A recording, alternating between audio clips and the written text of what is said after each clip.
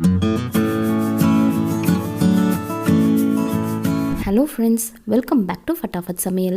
நம்ம சேனலில் இன்றைக்கி ரொம்ப ஹெல்த்தியான கேரட் கேக், கோதுமை மாவு, வெல்லம் போட்டு எப்படி செய்யுதுன்னு சொல்லிட்டு பார்க்கலாம். மேலே ஊற்றிருக்கிற சாக்லேட் சாஸ் ரெசிப்பியும் இந்த வீடியோவில் சேர்த்துருக்கேன். இந்த கேக் கேரட்டில் செஞ்சது தானா அப்படின்னு சொல்லிட்டு கெஸ் பண்ணவே முடியாது. அந்தளவுக்கு ரொம்ப சாஃப்டாகவும் கேரட்டே வெளியில் தெரியாத அளவுக்கு சூப்பராக இருக்கும். வாங்க ரெசிபிக்குள்ளே போகலாம்.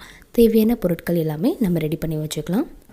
நான் இன்றைக்கி 1 கிலோ அளவுக்கு கேக் வர மாதிரி செஞ்சுருக்கேன். அதாவது 2 கப் அளவுக்கு கோதுமை மாவு, 2 கப் அளவுக்கு வெல்லம், 3 கப் அளவுக்கு திருவின கேரட் சேர்த்துருக்கேன். இதுதான் ஜாதிக்காய், நட்மெக், இதையும் பவுட்ரு பண்ணி ரெடி எடுத்து வச்சுக்கோங்க. ஃபஸ்ட்டு பேனை க்ரீஸ் பண்ணிடலாம். எந்த பேனில் நீங்கள் கேக்கை ரெடி பண்ண போகிறீங்களோ அந்த பேனில் எண்ணெயை ஃபுல்லாக ப்ரஷ் பண்ணிவிட்டு அதுக்கு மேலே எடுத்து வச்சுருக்க கோதுமை மாவுலேருந்து கொஞ்சமாக எடுத்து ஃபுல்லாக டஸ்ட் பண்ணிக்கலாம். தடவி வச்சுருக்கிற எண்ணெய் மேலே எல்லா பக்கமும் மாவு ஒட்டியிருக்கணும்.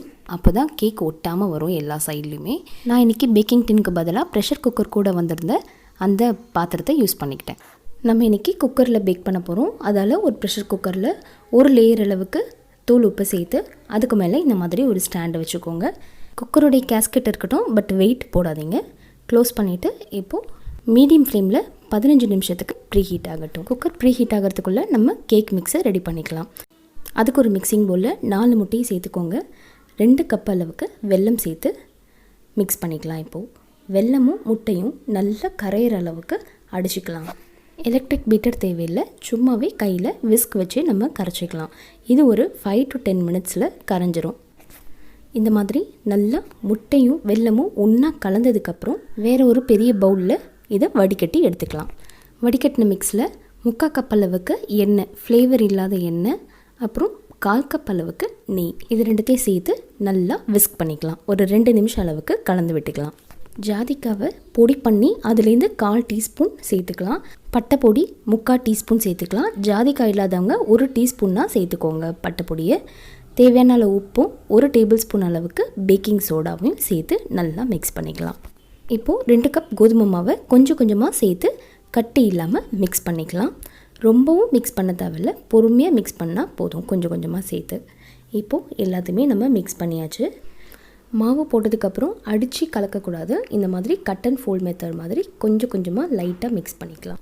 இப்போது எல்லாமே மிக்ஸ் ஆகிடுச்சு. கொஞ்சம் கூட கட்டி இல்லாமல் திருவி வச்சுருக்கிற 3 கப் அளவுக்கு கேரட்டை அதில் சேர்த்து அதையும் பொறுமையாக ரொம்ப கிளறாமல் மிக்ஸ் பண்ணி விட்டுக்கலாம். ஃபஸ்ட்டு மிக்ஸ் பண்ணுறப்ப கொஞ்சம் கெட்டியாக தான் தெரியும். அதுக்கப்புறம் கேரட்டே கொஞ்சம் மாய்ஸ்சர் ரிலீஸ் பண்ணும். அதனால் நமக்கு கன்சிஸ்டன்சி கரெக்டாக வரும். பாருங்கள், மிக்ஸ் பண்ண கேரட்லேருந்து விடுற தண்ணியே நமக்கு கன்சிஸ்டன்சி கரெக்டாக கொண்டு வருது. நல்லா மிக்ஸ் பண்ணிவிட்டு கடைசியாக பாருங்கள், ரொம்ப கெட்டியாக இருக்கிற மாதிரி இருந்துச்சு அப்படின்னாக்கா 3 டேபிள் ஸ்பூனுக்கு மேலே பால் சேர்க்காதீங்க. 3 டேபிள் ஸ்பூன் பால் சேர்த்து அதையும் லைட்டாக கிளறி விட்டுக்கோங்க. அவ்வளோதான், நம்ம கேக் மிக்ஸ் ரெடி ஆகிடுச்சு. இப்போ இதை நம்ம க்ரீஸ் பண்ணி டஸ்ட் பண்ணி வச்சுருக்கிற பேனில் சேர்த்து விட்டு லெவல் பண்ணிவிட்டு இந்த மாதிரி 2 தடவை தட்டி விட்டுக்கலாம். இப்போது ஒரு எலுமிச்சம்பழத்தோடைய தோலை இந்த மாதிரி துருவி மேலே சேர்த்துக்கலாம். லெமன் ஜெஸ்ட்டுன்னு சொல்லுவாங்க. அதை சேர்த்து லைட்டாக மிக்ஸ் பண்ணி விட்டுக்கோங்க. மேலே மட்டும் அந்த ஃப்ளேவர் வர மாதிரி ரொம்ப நல்லாயிருக்கும். நம்ம மிக்ஸ் ரெடி பண்ணுறதுக்குள்ளே ப்ரெஷர் குக்கர் ப்ரீ ஹீட் ஆகிடுச்சு. இப்போ அந்த கேக்கை குக்கர் உள்ள வச்சு க்ளோஸ் பண்ணிவிட்டு லோ ஃப்ளேமில் 3/4 மணி நேரம் வேகட்டும். 3/4 மணி நேரத்துக்கு அப்புறம் டூத்பிக் இல்லை கத்தி இந்த மாதிரி விட்டு பார்த்து கேக் ஒட்டிட்டு வர மாதிரி இருந்துச்சுன்னா இன்னும் ஒரு 1/4 மணி நேரத்துக்கு வேக விடுங்க. இப்போது 1/4 மணி நேரத்துக்கு அப்புறம் நான் திரும்ப ஓப்பன் பண்ணி பார்க்குறேன். பாருங்கள், கத்தி எவ்வளோ க்ளீனாக வந்திருக்குன்ட்டு. ஸோ இப்போவே தெரிஞ்சுக்கலாம் நம்மளுடைய கேரட் கேக் ரெடி ஆகிடுச்சுன்ட்டு. நல்லா ஆறட்டும். ஒரு 1/2 மணி நேரம் அளவுக்கு ஆறுனதுக்கப்புறம் அப்படியே கூட சர்வ் பண்ணலாம். இல்லை அப்படின்னா இந்த மாதிரி சாக்லேட் சாஸை மேலே ஊற்றி டெக்கரேட் பண்ணி சர்வ் பண்ணலாம்.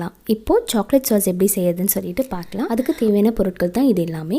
இப்போ ஒரு பாத்திரத்தில் 1 கிளாஸ் அளவுக்கு தண்ணி ஊற்றி மீடியம் ஹீட்டில் நல்லா பாயில் ஆகட்டும். தண்ணி நல்லா சூடானதும் லோ ஃப்ளேமுக்கு மாற்றிட்டு மேலே இந்த மாதிரி வேறு ஒரு பாத்திரத்தை வச்சுட்டு அதில் 30 கிராம் அளவுக்கு பட்டரும் 2 20 ரூபா பேக்கெட் மில்கி பாரை இந்த மாதிரி சின்ன சின்ன பீசஸாக போட்டு அந்த சூட்டிலே நல்லா உருக்கிக்கலாம்.